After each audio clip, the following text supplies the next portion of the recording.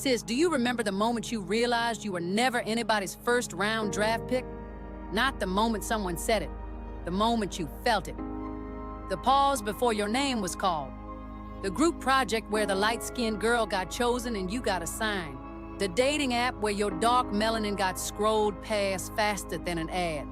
The church fellowship where the brothers pursued her and only greeted you.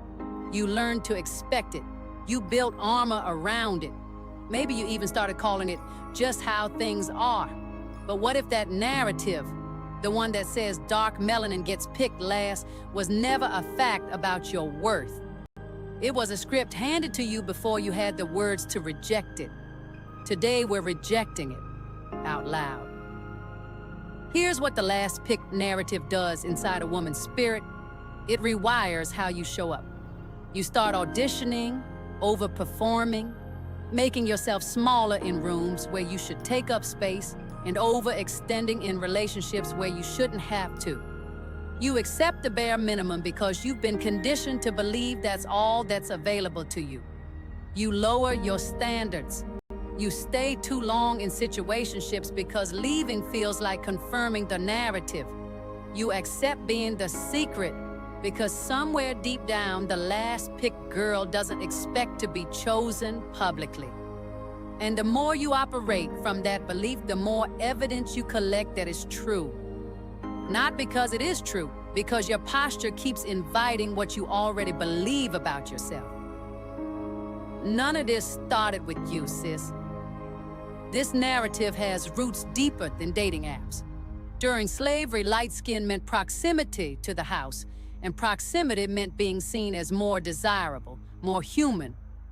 That hierarchy shape-shifted into Hollywood roles where dark melanin actresses played the best friend, never the love interest.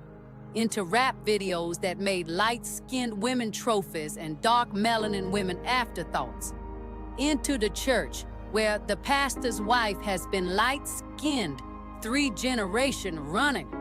By the time a dark melanin woman enters the dating market, she's starting from behind, carrying centuries of messaging about who gets to be chosen.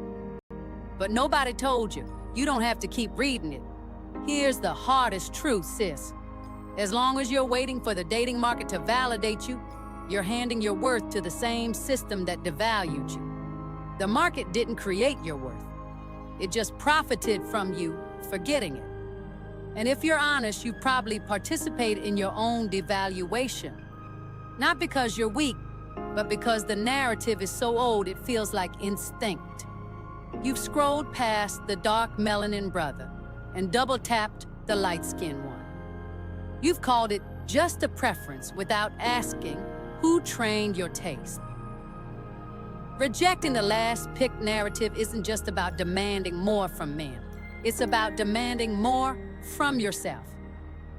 Examining what you've internalized, what you've accepted, what you've stopped hoping for. Here's what the word says that the dating market never will. Psalm 139 tells you that you are fearfully and wonderfully made. And that wasn't poetry. That was a declaration over your skin, your features, your hue, before anyone ever had an opinion about it. God didn't make you a second draft or anyone's reluctant choice. He made you to be chosen fully, publicly, without hesitation. When the Shulamite woman in Song of Solomon said, "I am dark but lovely," she wasn't apologizing. She knew her skin was beautiful because she knew whose image it reflected, and that the king who made her called her altogether beautiful. So here's your practical reclamation, sis. 3 things. 1, stop auditioning. Walk into every room as a woman whose worth was settled at Calvary, not on a dating app. 2, examine your own lens. Ask God to show you where you've accepted the world's beauty standard as your own. Let the Holy Spirit search you gently and lead you into truth. 3, let your standards rise to match your assignment. You weren't crafted to be someone's placeholder, but someone's answered prayer. If he can't see the crown, he doesn't get access to the queen.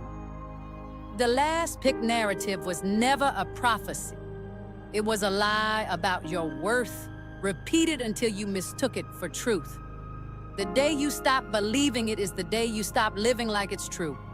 Sis, if you're ready to stop being the last pick and start being the first choice, not because the market changed, but because you finally believe what God said about you before the market ever had a voice.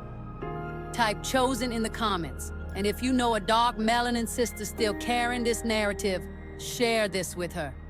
Somebody needs to hear it today. Until next time.